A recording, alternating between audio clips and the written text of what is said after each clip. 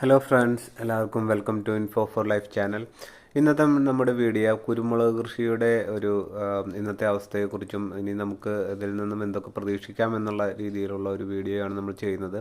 എങ്ങനെയാണ് കുരുമുളക് കൃഷി നടത്തേണ്ടതെന്നും കുരുമുളക് കൃഷിയിലെ നമ്മുടെ പൂർവികരായി ചെയ്തു വരുന്ന കുരുമുളക് കൃഷി രീതികളും പുതിയ രീതിയിലുള്ള മാറ്റങ്ങളും അതുപോലെ തന്നെ കുരുമുളകിൻ്റെ വിലയിലുണ്ടാകുന്ന ദൈനംദിനം ഉണ്ടാകുന്ന മാറ്റങ്ങളുമെല്ലാം നമ്മൾ വിശദീകരിക്കുന്നുണ്ട് ഈ വീഡിയോയിൽ.